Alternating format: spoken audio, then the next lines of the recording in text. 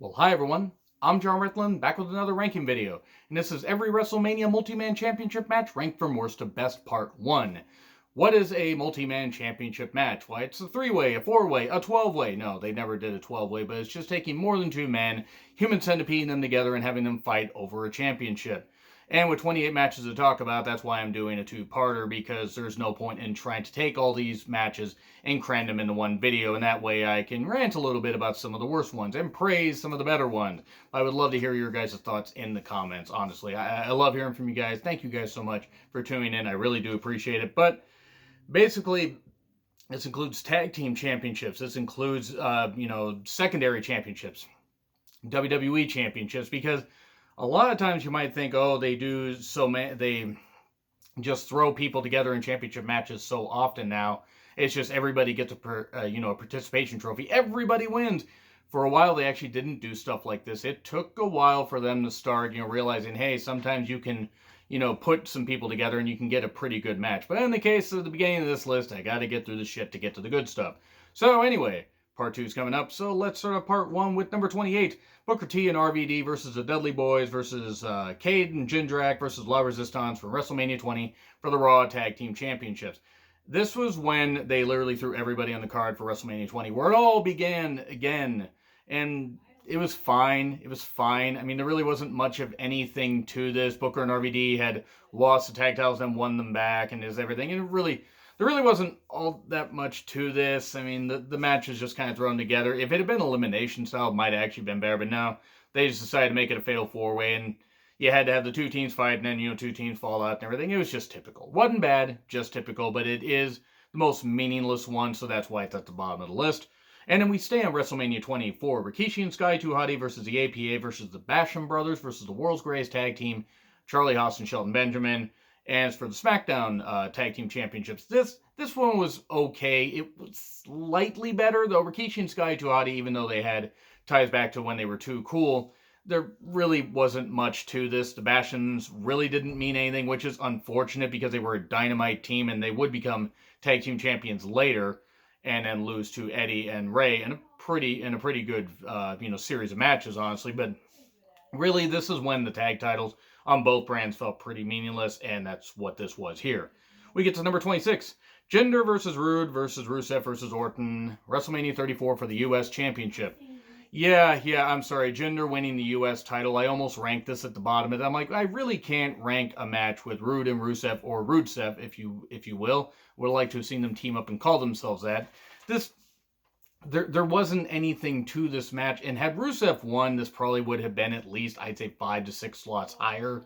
Even though the U.S. title didn't mean anything here, it was just really sad that Jinder won. It's like, well, hey, he won the WWE Championship the year before at Backlash. That didn't work out well at all. So let's go ahead and just, throw the mid-card title on him, even though we're doing this shit backwards. And then he would lose it to Jeff Hardy 8 days later. He wouldn't lose it the next night on Raw, but I think he lost it the Raw, the following week, which I'm like, okay, that was really great. It went from Corbin to Rude, and then to Orton for a month, and then Jinder, and it's just like, really? That's what you're doing? That's what you're doing? It's stupid. It's fucking stupid. The U.S. Championship hasn't meant anything for a goddamn while, and putting it on Jinder certainly didn't help. Then we get to number 25, the Bludgeon Brothers versus the Usos versus New Day. WrestleMania 34, SmackDown Tag Team Championship. Look, why did you only give this like 6 minutes? The entrances lasted longer than the goddamn match, or at least seemed to. Because you had New Day doing their stuff. You had Bludgeon Brothers doing their typical thing, where actually Durb and I used to make fun of them whenever they would meet, and they would have their masks, and you couldn't tell if they were talking. We would just do some fun, a little dialogue and everything. That's the only thing I miss about the Bludgeon Brothers not being around anymore, both being in separate companies now. But anyway, that's another story for another day. It was cool that they put the tag teams here in this match, but they barely gave them any time, so it couldn't do anything. They would have been better off saving this for SmackDown and giving it about 15 to 16 minutes. It just didn't do anything. Just didn't do anything for the championships. No amount of title changes was really going to do it, even though Usos and New Day had a pretty damn good feud the previous year into Hell in a Cell. Dynamite Hell in a Cell match they had, by the way. By this point, it was cooled off, and the titles meant nothing. We go to number 24, Road Dogg versus Shamrock versus Val Venus versus Goldust, Mania 15 for the Intercontinental Championship.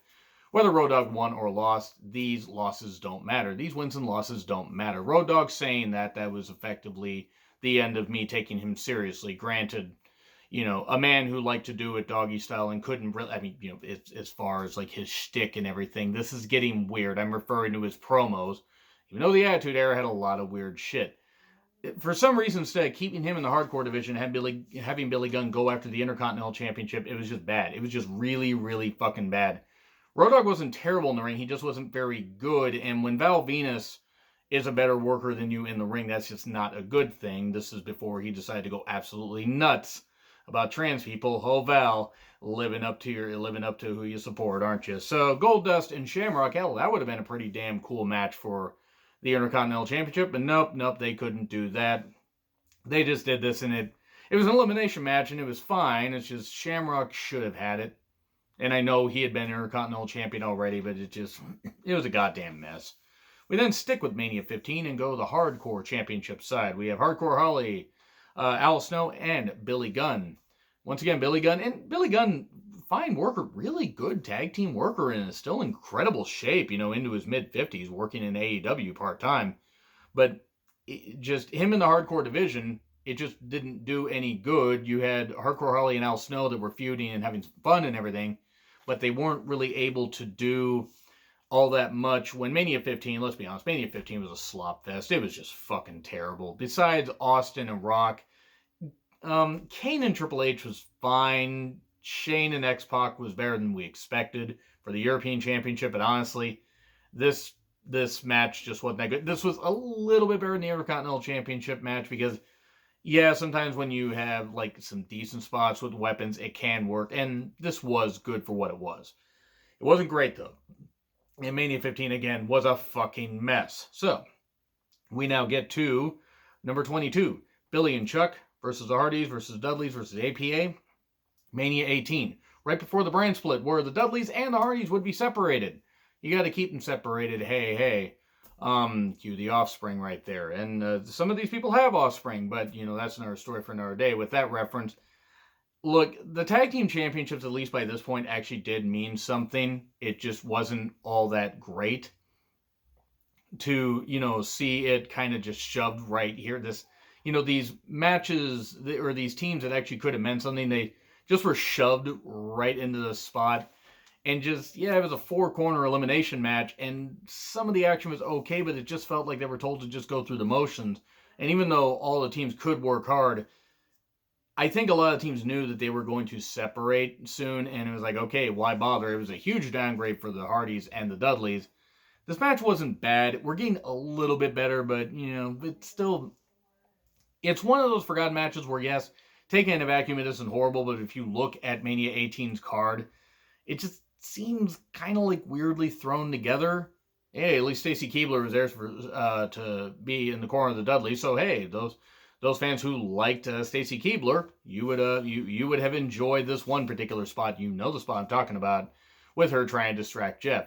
Wasn't that hilarious? So anyway, because why not, make women sex objects? Hooray! So we get to number 21, the Cruiserweight Open Invitational from Mania 20. Ultimo Dragon, Shannon Moore, Ray, Chavo, Billy Kidman jacking his goddamn neck on a shooting star press and stuff like that. Ultimo Dragon getting to wrestle Madison Square Garden was pretty cool. Jamie Noble, I think Akio was in there. Who would Jimmy Yang, and there were others and everything. Forgive me if I can't remember every single goddamn name that's in there. I believe Paul London might have been there, but just they threw a whole bunch of people in there. Just said, hey, go out there and do some stuff. They did, and it wasn't like a battle royal or anything. It wasn't like or people would jump in. It wouldn't be like a mini Royal Rumble. No, not because they're smaller guys. No, they were all outside the ring, and then they did this. And then one would get in there and they would do a few moves and everything, and then they would get eliminated. And Chavo eventually, retained. Which, not the end of the world. And yes, Chavo should have retained by this point. Then you could have pushed this whole thing with Ray, this feud that he had going. But then they decided to give the title to Jacqueline. And I love Jacqueline, but that whole thing was just goddamn messy when they did that. Because they marginalized her, even though she was Cruiserweight champion for about 10 days. They really could have done more with it. But anyway, the match, it was a good idea, but just they crammed it in here. It's much like those tag matches I mentioned earlier. You just crammed too many people, gave them too little time. Had this gotten an extra 5 to 7 minutes, you could have had people actually tell a pretty good story, but it just wasn't good. It just wasn't. And if I forgot anybody's names, I apologize. I am trying to remember this stuff, but my God, it would have been a lot of names to write down. And plus, the match isn't all that memorable. Like, the fact that I couldn't remember every single name probably should tell you right there. So we get to number 20. And we go to the pre-show for WrestleMania 31. We have Tyson Kidd and Cesaro versus Los Matadores. Ole, ole, ole. Remember that? Remember that bullshit? Remember that fucking stupid-ass gimmick? And people are like, oh, the gimmick wasn't that bad. Yeah, it was. To me. I mean, yeah, if you guys liked it, it's fine. But anyway, versus the New Day, the heel New Day. This is when they were still heels. They wouldn't turn face until sometime around late 2015, early 2016.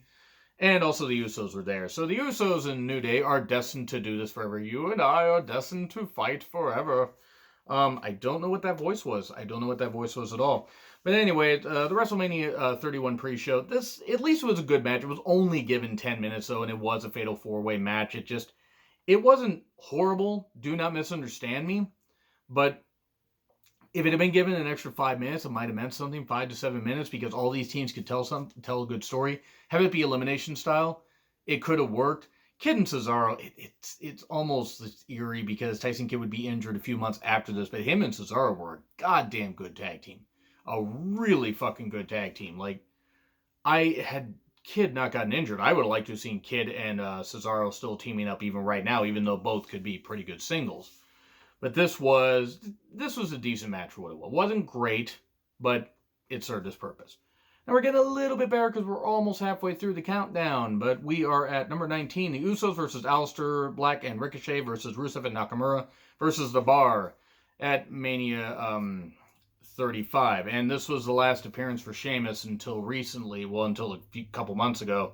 He was out with a concussion and I assume spinal stenosis issues, but mainly concussion. And also just being given some rest after, doing a whole lot of stuff. But they don't just set the bar, they are the bar. I didn't think that tag team would work, and it actually did. It was really, really good that worked. Now, this Aleister and Ricochet were just thrown together. They really were. They were in, tag team matches before on the main roster in NXT for a bit because creative had nothing for them.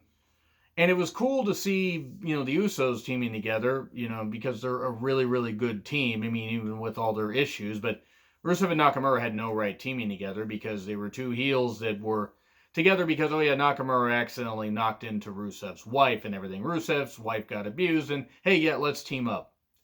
Why? What? To what point? Honestly, the action was fine. It was decent. It was decent. It was a little bit better because this was on the main show, and there was some good talent involved. Number 18, Usos versus Los Matadores versus Real Americans versus Ryback from the WrestleMania 30 pre-show. The main reason this one's above the other two is because this is where Cesaro had decided, okay, fuck it, I'm not going to be part of this xenophobic tag team, with the real-life Trump supporter, Jack Swagger, now Jake Hager, and whoever's Zeb Coulter supporter, whatever, he is what he is. At least he's had years in the business. All Swagger did was fumble and bumble everything and kick people in the nuts after he left. Good job there, because he's earning money. Anyway, it was cool that the Real Americans split up and that kind of stuff. Ryback and Curtis Axel. Come on, anybody remember them as a team? It wasn't very good. They tried. They're Curtis is a good athlete, and, Ryback was a Goldberg knockoff that somehow injured more people than Goldberg did, which is a really good talent. If you're him, not if you're any of his opponents. This is getting away from me. The whole point is the match was fine. It was fine for what it was, and it would go on to Cesaro having a pretty good end to his night later in the Andre the Giant Memorial Battle Royal. And by the way, just a little bit of a sidebar, I will be doing Mania Battle Royals ranked, Women's Championship matches ranked, and perhaps a couple others. Don't worry. I got some other ranked videos coming up because I am desperate for content. Because Mania 36, the build and everything's kind of in shambles because we all know why. Holy shit. Anyway, so here we go with number 17. We are at the Hardcore Invitational at Mania 16. This one's notable for a few things. You had Taz, basically his return or his debut in WWE, or at least his WWE roster debut at the Royal Rumble was really great. And by 2 months later, he was competing there. Well, 2.5 months later, he's competing in a Hardcore Invitational with absolutely no meaning. You did have Viscera. You did have the Crash brothers, or the Holly brothers, or cousins. They look more like brothers, so Hardcore Holly and Crash Holly. And you also Pete Gas bleeding buckets. Sweet Christ, that was scary. But yeah, guys doing a whole bunch of shit and everything. And it was supposed to be Crash Holly actually winning, but unfortunately, I think he got legit knocked out, and Hardcore Holly ended up winning right at the end, and Crash would have to win the next night. Crash Holly was a really good Hardcore champion and made that title fun. Because at least the Hardcore Championship being fun back then actually served a purpose. Not the 24/7 championship that is right now, the Spearmint Championship. Oh, fuck, that title. This was fun, and sweet Christ, I hope Pete Gas got a blood transfusion, because he was cut bad. At least I remember him being cut pretty bad. Seems tame by today's standards, maybe, but holy fuck. We get to number 16, Cena versus Show versus Edge, WrestleMania 25 for the world title. This was mainly due to the fact that Cena got involved in the championship picture, and then, pitted Show and Edge against each other because they were both kissing Vicky. Because I didn't need to keep my goddamn lunch at this point. Look, whatever. I just didn't need to see that. That was a terrible angle. Terrible goddamn angle.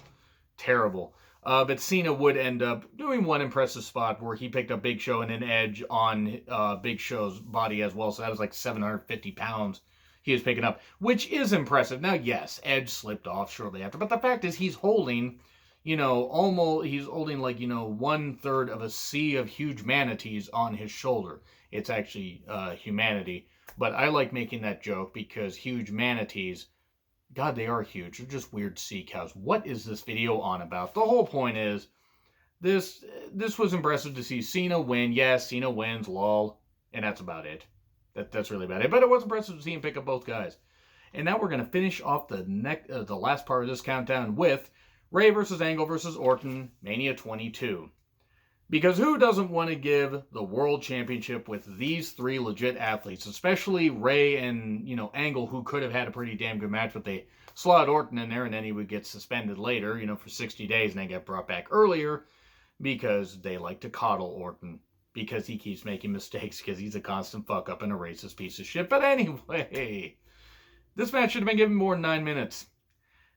And I'm not knocking the women that were participating in the pillow fight later, Tori and Candice. I'm not knocking them at all. But why wasn't that match put on earlier? Why didn't they, cut, why didn't they cut a couple minutes out of another match? Like, Shawn and Vince, as much as I love that match, could have taken a couple less minutes.